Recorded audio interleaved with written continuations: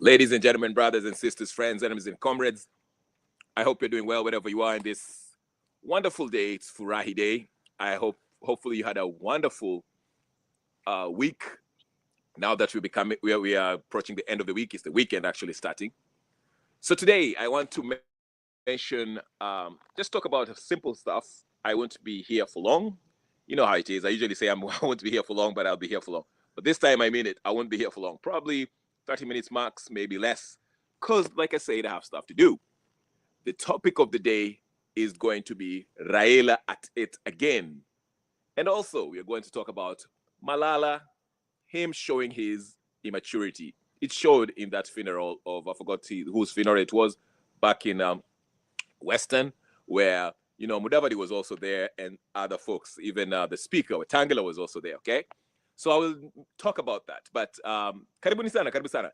Let me just start with the formalities, okay? If this is your first time in this channel, my name is Kenya Revolutionary. I talk about Kenyan politics as it relates, and world politics as it relates to Kenya, okay? So if you like that kind of content, I'm your political dietitian. I will give you the nutrients that you need to navigate through the Kenyan politics and have a proper objective understanding of how our politics is conducted. So if you like that kind of content, go ahead and subscribe, share, like, comment, and do all the good stuff, okay? And put your notification button on, so every time I come in, you will always find me here. And if you've already subscribed, you know the first order of business is to do what? Like the video. Thank you so much. Now that we got that out of the way, I just want to mention something that I really quite didn't get the chance to talk about. I was privileged to be part of the panelists in Brother Benson's page in his channel yesterday, and we kind of touched on it. And that's why I want to reiterate my point here. We had a discussion, and I was asked, what did I think about Raila Odinga's pronouncements about, reducing the 47 counties down to, 7 or whatever the case is. You had Raila Odinga came up with that. And like I said there in that panel, I say that I generally agree with Raila's idea of, reducing the counties from 47 to 7. But the bigger point that I want to maintain, which I also made, which I want to re-emphasize here, is it does not matter how many counties, how many provinces, or whether we have a federal system or whatever the case is. It does not matter if the rule of law is not respected, if it's not implemented, if it's not enforced. There is nothing much we shall do with this new arrangement or structure of governance, okay? Of government, okay? So we can have 100 counties or 47 or 7 or 2 or 3 or 1,000,000. It does not matter. Even if you have 1 or 2, it does not matter. What really counts is that we have laws that can be enforced. Okay, we enforce our laws. When somebody breaks the law, it is enforced. They are brought to account. Okay, that way, that's the only thing. It is the law that actually makes these people, will stop these people from stealing. Okay, I'm not saying the law itself, just because we have a law in place in the books, does not necessarily translate to people obeying the laws. We have to have law enforcement because, as you know, we have a constitution, a wonderful, well-written constitution, very progressive in my opinion. But the problem is we do not have law enforcement. You have people who, majority of them being in political class, do not respect the constitution, do not respect the rule of law. They do whatever they want. They commit atrocities against Kenyans. They steal money from these counties and stuff. And they're still walking around. These are the celebrities that when they talk and people clap at them. So the main issue, as I've always maintained, we miss this somehow. You had Gachagua on that interview with Okwara when he was saying the problem in Kenya is corruption. But the problem is not corruption. The real problem, the original sin is not just corruption. The original sin is just not tribalism. Okay, I know for some of you it's too much. You can't fathom that. You think, oh yeah, Kenya shida yetu ni ukabila na tuko na ufisadi na sijui nini ukora, corruption and ukarabati and all that stuff. No, that's not the underlying problem. That's not the root cause of the problem.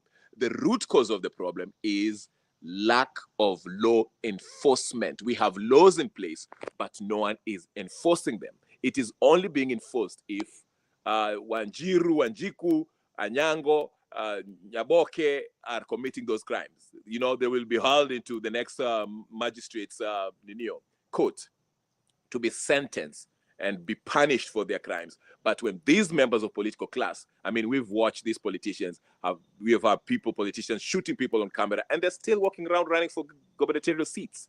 The Waluke was even charged, found guilty, taken to prison. This guy was taken out of prison, ran, and he's a governor somewhere. I don't know what he is. We have these governors stealing money. Boss lady over there, Wanyi Vandeti, my girl. She's stealing money in Machakos. Alfred Mutua, Wanga, name it. These people are looting. Sakaja is living his life. I just read that he's trying to purchase a new house in California using taxpayers' money, Nairobians' money, okay? He's looting Nairobi dry, Kidero. The list is endless. But why are these people not in jail? Atwoli, his beer bill is growing by the minute, okay? And he's calling you guys Shenzi. Why? Because there's no law enforcement. We have law in place, books, but no one is enforcing the law. Now, the question comes, and I like what Brother Benson asked me yesterday, and he asked me a question that, okay, so who will enforce this law if the people who are supposed to check these people, okay, check this law-breaking people, whether it's the members of the political class or whatever the case is, who is going to enforce these laws if these people are actually dependent on the very lawbreakers that they are supposed to be arrested? Okay, that's a very good question. Okay, who will arrest these people? Now, that's why I'm saying I keep on maintaining this. The same passion, the same. Let me take you back. Let me give you this example. Remember when Kibaki came to power in 2002? Remember that? He had such goodwill, after 24 years of corruption under Moi and oppression and lack of freedom of expression, freedom of association, and all that stuff, okay? People were so relieved and happy to have a new regime come in place that I remember there were numerous reports where when the policemen would stop matatus to ask for mhongo, okay, to ask for, a bribe, the wananchi would scold the police officer and even arrest the police officer for asking for Ninio. Thank you, Green. Nice seeing you. They will come out and actually arrest this police officer, saying, "Hey, we are under new dispensation. We are not under Moi's rule." And they would actually, stop the bribing, the law, the breaking of the law. That's how people were so moved and were happy to live under a new administration, okay? People were actually making sure that these police officers will not just stop the matatus, stop these buses, and ask for hongo. The wananchi was standing up and saying, no. Hiyo mambo ya kuchukua hongo iliisha kwa ile serikali, ilikuwa siku za serikali ya Moi. We are no longer doing this anymore, okay? So you could see there was the will of the people, okay? The general ethos was, we are not going to stand for something that hasn't worked. They stood up to the state, not state as far as Kibaki's administration at the time, but these police officers, these agents, instruments of the state who are taking advantage of their position to earn a bribe. And the wananchi was standing up and saying, no, we are not going to stand for this. You're not going to take bribes. This is a new dispensation. We are living under a new administration. This is a new Kenya, 2002. We are done with that mambo ya ninio. You understand? Of course, we know the story. Unfortunately, Kibaki, reneged on his promises, and we came right back at where we are right now. Okay, after he, the scandals with the Tour brothers, and you know the story. Okay, the gold, not golden bag. What's the name? Yeah, you know the story. I don't have to revisit that. But what I'm trying to say is this: the question that was posed was, so who is going to hold these members of the political class uh, accountable for their crime? Here it is. Sorry, there's like a helicopter coming out. it's right above me. But anyway, so the answer is simple. It is the people. And how will the people hold these people accountable? By the very laws that are in place in the books. I often refer to the Article 226, subsection 5, which says that any public official currently holding office or before that has misappropriated public funds is liable to pay off those funds. Now, that is what the article says. That's what the law says. That's what the Constitution says, okay? So, why is it that all these Kidero, Sakaja, I don't know, you name it, Wanga, Wanyuvandeti, you name it, all these governors and public officials who have swindled billions of Kenyan shillings, okay? Why are they not being arrested and being held accountable, okay? It is because, not because there's no political will, I'm saying it is because we, the Wananchi, okay, we are not demanding for justice. See, a system can be in place. The rule of law can be in place. But the people cannot be complacent and sit there. I mean, the governor of Kiambu was, accused of corruption, akashikwa, akapelekwa. He's even in akapelekwa prison. You saw that, right? What's his name? I forgot his name. That guy is a very funny guy, okay? He was in prison, right? All of a sudden, Namona ameshatoka. Like he's greeting all these big people and he's out, okay? Why? He was sentenced to, I don't know what, how many years, whatever the case is, okay? But suddenly he's out of the Nino. Why? Why are people not asking these questions? Why is he out? Why? What happened? Okay? So what I'm trying to say is this. You can have a system, because what creates a system is the rule of laws and how those laws are actually followed to the T. Okay? I'll give you an example.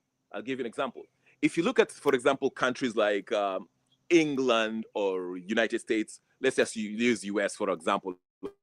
Okay, it's a devolved system. It's a federal system. They have the states that has their own statutes.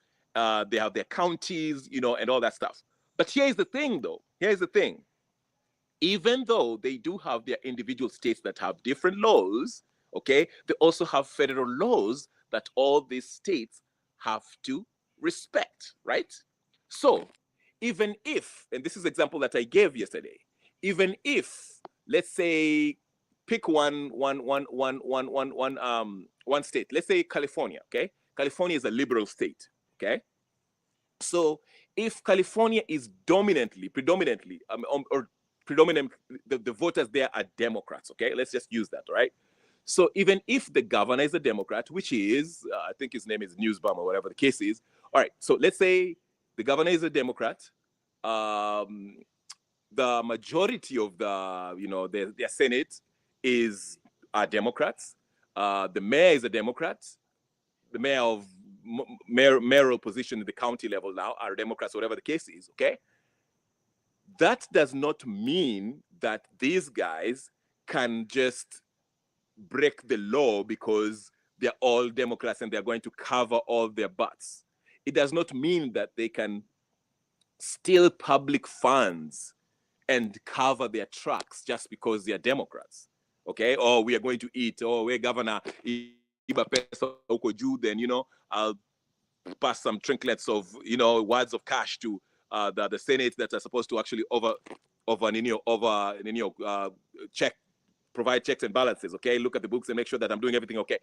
He can't just bribe these folks down here and think he can get away with it, okay? It doesn't work that way. even though the state might be predominantly Democrats, Democratic voters, or leaning left, or they're coming from the Democratic Party, they still have to govern according to what the California laws say. Okay, even if they pass these laws, okay, they have to, even, yes, they can pass the laws and have their own laws, but those laws have to be in line with their constitution, US Constitution. Now, what I'm trying to say is this. So even if in the county level, or, you know, the governor is doing something wrong, maybe he's misappropriating public funds, okay, he won't get away with it simply because the people who are supposed to, the Senate in California, are not doing their job. He won't get away with it, because when the federal government comes in and do their audit and find that there's some money that are being misappropriated in this in this state, an investigation shall take place, and if he's found guilty, he shall be jailed, impeached, and he will not be eligible to run for any public office. You understand what I'm saying? So, having,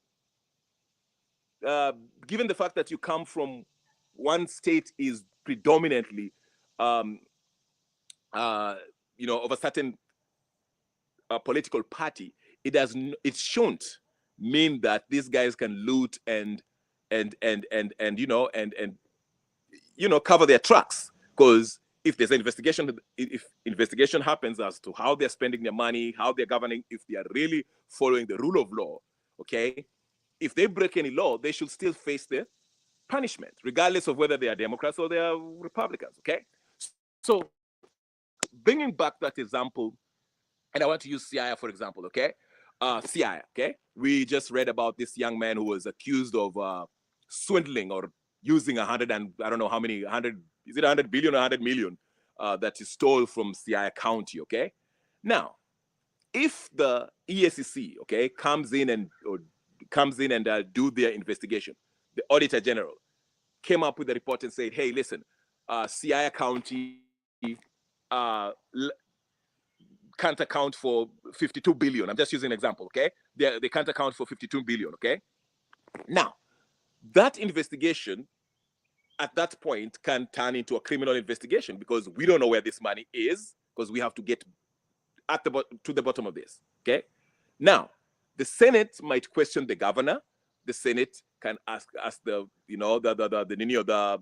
what's his name, the person, Treasury, the person who's the accountant, senior accountant of the state, okay? So investigation should be ongoing, okay? And if possibly criminal investigation, because 56 billion, for example, of public funds is lost, cannot be accounted for in CIA County. So the investigation should take place, and whoever is found liable should face the full of the law.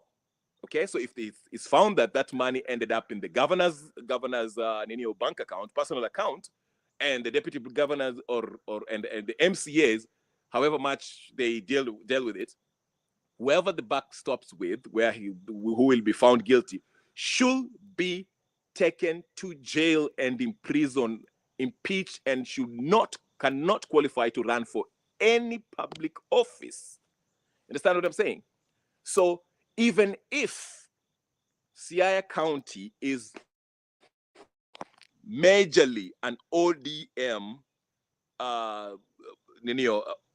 dominated, politically speaking, dominated county, okay? Whether it's the MCAs, whether it's the governor, whether it's the whoever, okay? Ward or whatever the case is, it doesn't matter. They can cover their tracks all they want. They can they can cover their tracks, eat this money, whatever the case is. Orengo can buy every MCA there so that those MCA do not call him out on his corrupt deals. But if the EACC comes in and does, together with the Auditor General, if they do their investigation, their audit, and find that there's money missing that cannot be accounted for, it should become a criminal case. okay, they should be investigated and see where this money actually went. Because once you open the investigation, okay, and pursue it, somebody will be held accountable, and that somebody needs to be jailed, okay? And that's how the law actually operates. You use the law to actually enforce what needs to be done if there's any suspicion of criminal activity. So the reason why I'm saying the lack of law enforcement in Kenya is what is causing all this problem, okay? So you find that, okay, you see the Attorney General, Auditor General has been giving us report after report of every county, almost every county in Kenya, including the executive branch of government and the judiciary. I mean, we've heard about Juris Pesa, okay? Telling us that pesa imepotea hapa, I don't know, 100 whatever billion cannot be accounted for in this county, another billion cannot be accounted for in this county, another billion. But where does that end up? Your story inaisha hivyo. We just hear it on standard media or whatever, Citizen TV or whatever the case, inakuwa story for the day. Then after a week, we forgot about it. We are distracted by Wamunyoro exclusive interview, sit down, or Raila Odinga meeting, I don't know who, Malala, whatever the case is, okay? So that's what I'm saying. There should be a follow-up, and somebody needs to be held accountable. So there's nobody enforcing the law. The laws are there, and these people should be prosecuted and face jail time and should qualify to run for any public office.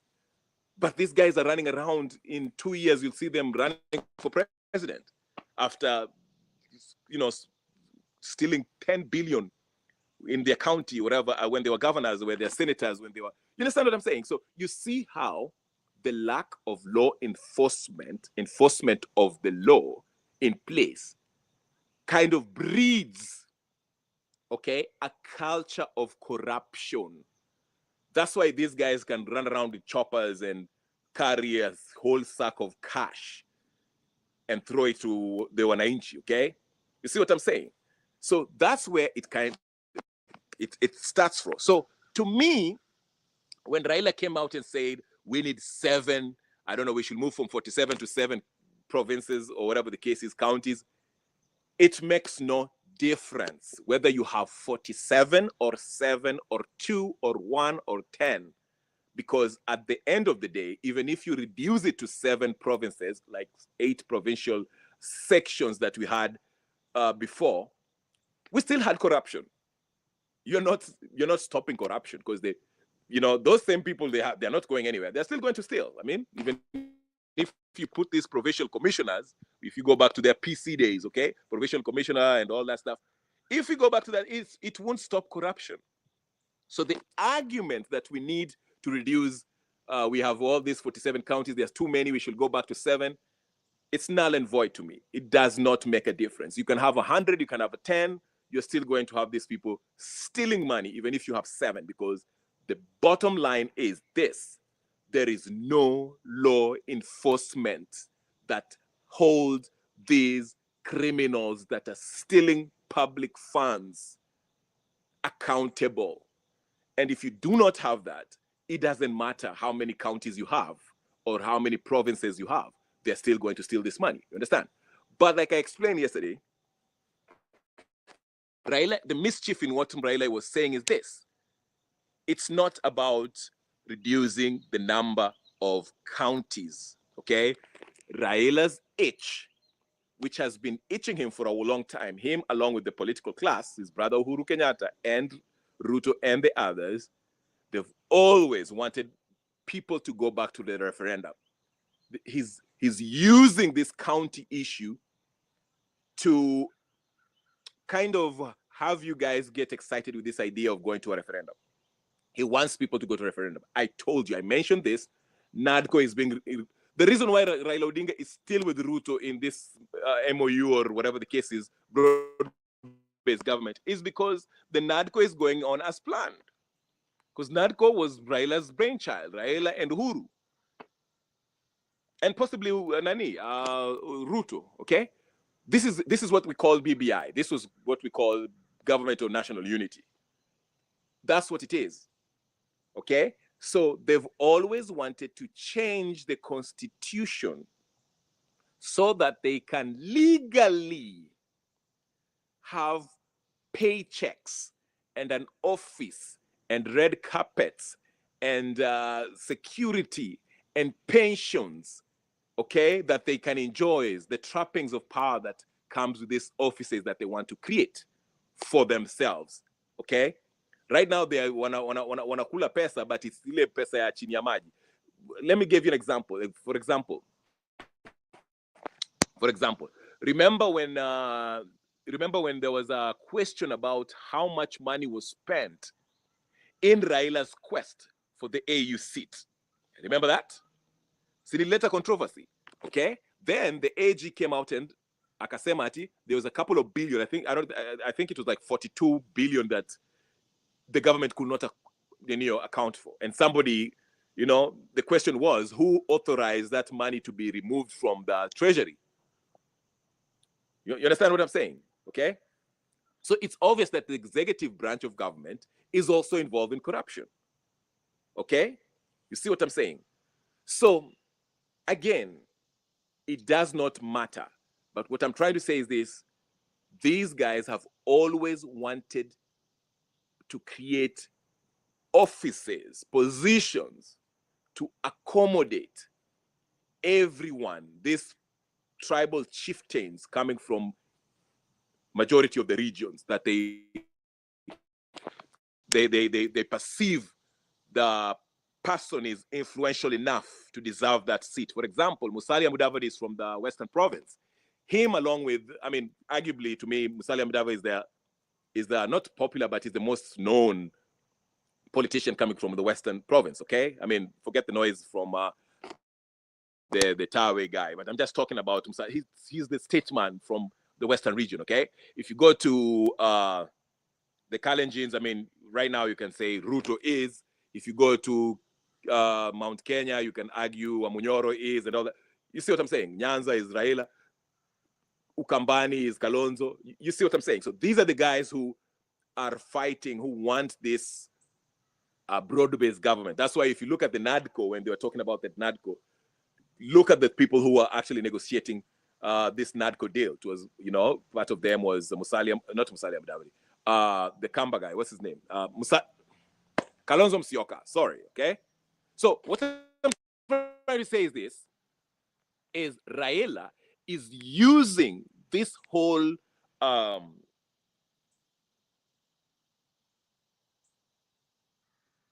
gubernatorial or county issue, this devolution issue, okay, to draw us to the polls so we can go vote for something, okay?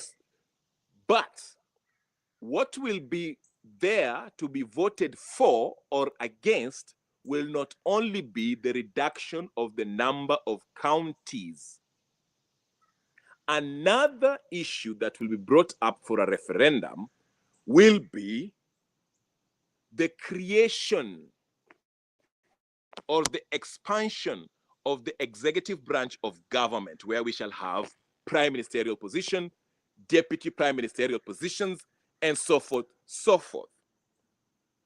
But what is used to lure you to agree to this idea of going to a referendum is the fact that they want to paint a picture that we have a huge government, we have 47 counties, we need to bring it back to 7, okay? And they're using these corruption cases as a reason to do so. They want to convince you that, hey, listen, this government has criminals, they've been looting money, you've just got to ask the Auditor General, okay? Every county, okay, there's a scandal about how money is being misused, misappropriated, okay? So they will argue that, you see, there's too much, the government is too much. We have 47 counties, and in every county, we can see that money is being misappropriated. So let's get back to 7 provinces, okay?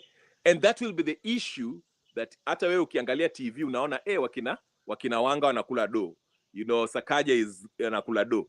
Wavinya Ndeti is kula. Every county, every county, there's corruption cases. So it's easy to persuade you. For those gullible people, they'll be, yeah, it's true. We can see that there's corruption, and we have 47 counties. We are losing a lot of money, so let's bring it back to 7. Okay, it will make sense to the gullible. But another issue that shall be brought up in the referendum will be the issue of the expansion of the executive branch of government, which will include prime ministerial positions and other, or maybe stretching this cabinet, the CS places. They might make it a CS position where, the president cannot fire his CSS. Okay, it will be the parliament who can do that, so that people can have kind of semi-permanent permanent ministerial positions, okay? Like CS positions. So this is the kind of trick that Raila is actually using, but he's using the issue of devolution to actually lure you into the, wanting to go to a referendum. Now, with the Malala, very quickly, because it's 30 minutes. Malala, I saw Malala's speech. It wasn't even a speech. It was him basically acting like a total lunatic in that funeral. And, the DCP guys are like, oh, yeah, Malala Nafinya is injecting. Listen, I do not agree with Musalia Mudavadi on anything, and have never agreed with Musalia Mudavadi on anything. But on this matter, I'm with Musalia Mudavadi absolutely 100%. This guy came up there and, first of all, it's a funeral, for crying out loud, okay? He grabs the mic and starts talking about what Wetangula should be doing or not doing. Sorry, wrong venue. You're doing the right thing at the wrong venue. He was very, very, he was disrespectful in so many ways, okay? I can care less about the disrespect towards Wetangula, because Wetangula is a criminal, again. But the fact that that was a funeral where people went to mourn and eulogize about the departed, okay? It wasn't the venue to start behaving like a total lunatic. He grabbed the mic, started talking about, oh, Musalia, I don't know, Mimi Sim to Akutishwa, It was just childish. It really showed how immature this Malala guy is. And that's the guy who the DCP are actually considering to be the vice president if Wamunyoro becomes the president. I mean, you see the level of unseriousness, okay, about this Kenyan politics in general, not just DCP, but I mean, yeah. So anyway, Musalia Mudavadi came in after Malala's lunacy, and basically scolded this pinhead and told him, listen, you cannot come in a funeral and start speaking in the manner in which you're speaking. When Nani, the speaker was speaking, Malala was playing out music that was, not music yadini, appropriate for the, funeral environment, atmosphere, and he was heckling and doing all sorts of things. Then when he was given a chance to speak, he kind of went there and started disparaging the speaker's name, okay? And it was just childish. I mean, the clip is out there for you guys to see if you go to X and just type Malala. And it's unfortunate because there are people who are saying that this guy was injecting. He was not injecting anything. He was actually acting like a total buffoon, total buffoonery. Okay. So I agree with. I really like how Musalia Mudavadi handled it. It showed that Musalia Mudavadi is very mature. Came up there and say, "Hey, listen, do not come up here asking to shake my hand after acting like a total lunatic. Okay? You should, first of all, respect where you are.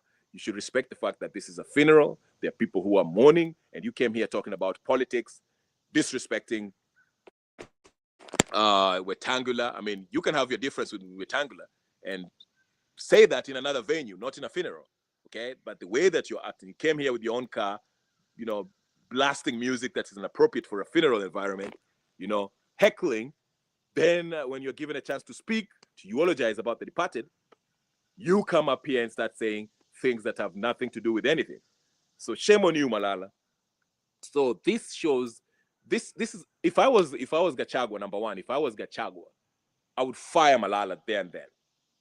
I will fire Malala. Okay, I know you, and I understand he needs somebody from the Western Bloc to kind of, get some Western votes.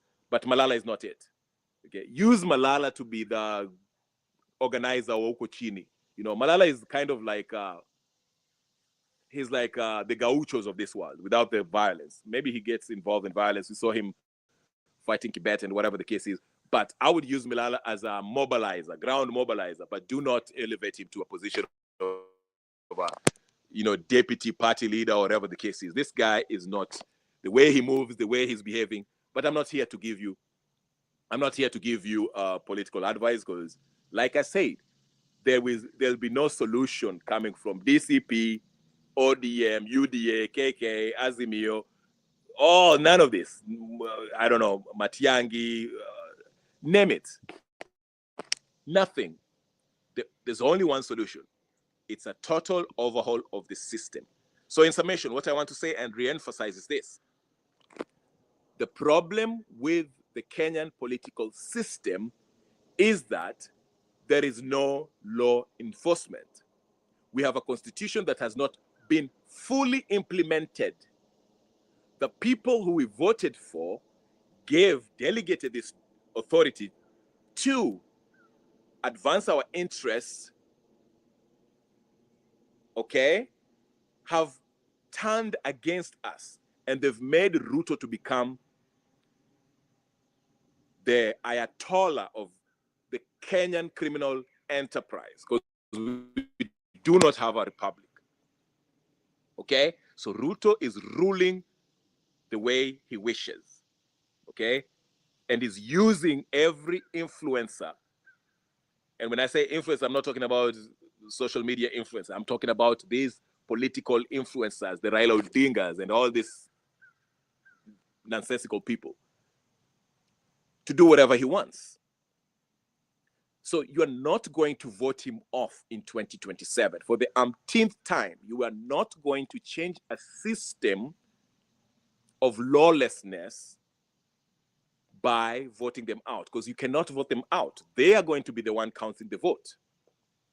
So the only way is to overhaul the whole system by doing what? By having a popular people's revolution. Declaring, going back to Article 1 and saying, we are firing everybody and we are starting anew, and we are going to choose people who will fully implement the Constitution and fully respect the law. Matiangi is a candidate for 2027. This guy stood up and said on camera that he does not care about human rights. He said that. He defied almost more than 10 court orders. He never appeared in court, never gave two shits about it. This is the guy who wants to promise you, telling you that he's going to run for president, he will uphold the Constitution. Wamunyoro, embroiled in corruption, okay, brutalizing his own people in 1992. This is the guy who wants to convince you that he will uphold the Constitution. Ruto, need I say more? Raila Odinga, the con man, he has been in every administration. Martha Karua, has been in politics forever. When she was the Minister of Constitutional Affairs, what did she achieve? Absolutely nothing. And you think these people are going to be the ones to uphold the Constitution once they get that, power? No, they won't. So we have to demonstrate to them that they actually do not have the power. And the only way to do that is for us to come together and have a popular revolution and invoke Article 1 of the Constitution, which gives us the sovereign power and the will to charter our way forward by declaring, hey, everyone at the executive branch of government is fired, everyone at the legislative body is fired, everybody at the judiciary is fired, everyone in the IBC is fired. We shall start anew. And we shall vote in people who will fully implement the Constitution and respect the rule of law. And anyone, and I mean anyone, who violates the laws and the Constitution shall face justice. Justice shall be applied to everyone equally, whether you are the member of the political class or the lower class or whatever the case is. That is the way forward. People's revolution. Hakuna kitu wengine. All this what's happening with Wakina Matiangi, sijui Gachagua, Raila, Uhuru, Ruto, these are only distractions designed to entertain you and programming you into lulling you to stay complacent. They're telling you you are lucky to live in a peaceful country. Don't you hear them every day telling you that? You are lucky because you are living in a peaceful country while they loot billions from Shah every day. You can't afford healthcare because they've looted everything. They shoot your kids, your jobless kids, who are basically protesting, which is allowed. The economic conditions that we are facing. They shoot them down and they tell you, we'll pay them, don't worry about it. They put Macau Mutua, that's pseudo-intellectual. Oh, we shall pay them, don't worry about it. Faith Sujio Biambo, the LSK president, who has also been co-opted, has been for a long time. They prop up that clown. What's his name? The People's Watchman is running for president. They're telling you it's an privilege to live in a country where there's peace. You know, if you let these people, if you have a revolution, you will not know peace. It will be bad.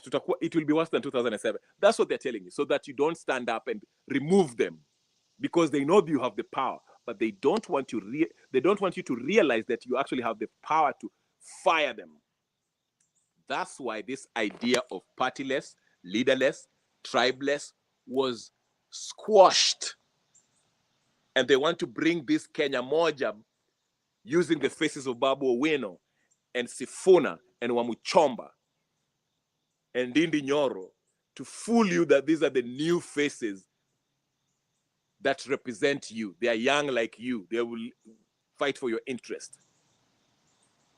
Because the idea is to make sure that the idea of having a tribeless, leaderless, partyless ideology is something dangerous to them, not to us. That's the society that we aspire to become, a nation that we want. Like I said, most of these problems, as I wrap up with this, most of these problems that we have in Kenya, like ukabila, tribalism, and corruption, has been dealt with in the Constitution. Imagine if anyone, any politician, any public official that misappropriates public funds was jailed. If that was the case, would we be having these news outlets entertaining them while they spew their vitriol, their nonsensical, tribal nonsense? Because every time these people are brought to account, they'll say, I'm being targeted because I'm a Kikuyu. I'm being targeted because I'm a Luo. I'm being targeted because I'm a lawyer. I'm being targeted because I am Sijuinin. If they were, listen to me, if these people were taken to court, evidence is there, and this court should be televised so that evidence shows. We know these people are thieves. I mean, who doesn't know that Sonko stole money when he was Nino? Who doesn't know that Kidero stole money when he was governor? Who doesn't know that Sakaja is stealing money? If these people are locked up and nobody forgets about them, they're in prison, serving a life sentence. We won't be having them running around like Malala in that federal, talking about this and that and that and that, continue with this circus. They will be scared.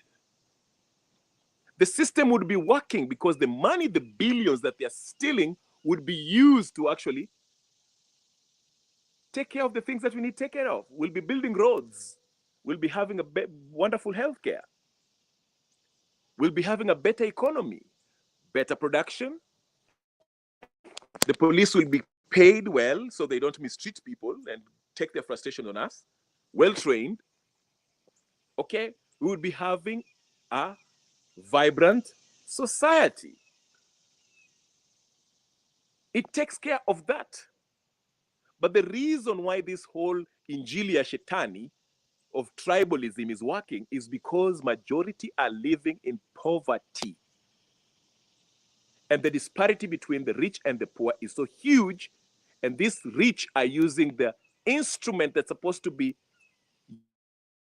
used to advocate or act in public interest, called the media, to educate the wananchi that they actually have the power and the say-so to determine who gets to represent them or not. But this instrument called the media that we refer to as Githeri media is being used to do what? For this circus, to use it as a tool to divide through tribalism. One term, two term, nonsense, instead of educating the masses about the actual power that they have as a people if they come together, because they're the sovereign. But it's used to divide you and to program you and to annoy you and to lead you, lull you to stay complacent. They're telling you, wanafanya kazi, tunatenga, tunafanya kazi. Nimetoa sijui ni ngapi, pikipiki 300, vijana wapate kazi. Nimepatia Harambee Stars milioni sijui ngapi, wapate. And you're cheering because you do not know better. The media that's supposed to open your eyes and tell you that, hey, listen, this is bullshit. We need something new. We need to actually revitalize our industries. We actually need to have better infrastructure. We actually need to do things that will help our economy. We need to actually have our rights guaranteed, like as it states in the Constitution. We need to actually jail these people who are breaking the law. We actually need to get this president impeached since he has continuously breached the Constitution, breached the law. We actually need to recall these MPs. We actually need to stand up to the IBC who are refusing to carry out their job. We actually have to stand up to the just judges that are actually taking mhongo. But no, they have programmed you to stay complacent so that you can wait full 2027. Then 2027 again, they'll tell you, siwari, wacha Ruto aendelee. Akitoka hapo itakuwa vita. Na mtabaki hapo. Instead of going to a revolution, tunaenda kwa street. Revolution does not mean that tunaenda na panga kupigana huko kwa street. No. Revolution, people's revolution simply means we stand up, tunaenda Nairobi, occupy State House, tunamwambia hatutoki hapa mpaka we are not leaving until the president atoe speech aseme ati ana resign, like they did in Bangladesh. They did it in Sudan. They did it in Bangladesh and other countries. We maintain, tunasema hatutoki hapa mpaka Ruto, you announce that you have resigned. Wewe si Ruto peke yake, Ruto na watu wote na wanasiasa wote. Anyway, I'll leave it here. I promised to stay in 30 minutes, but it's been 48 minutes. Ladies and gentlemen, brothers, sisters, friends, and comrades, my name is Ken Arusha. Like, share, comment, subscribe, do all the good stuff. I'll talk to you guys later. I'm on again. Peace and blessings. I'm out.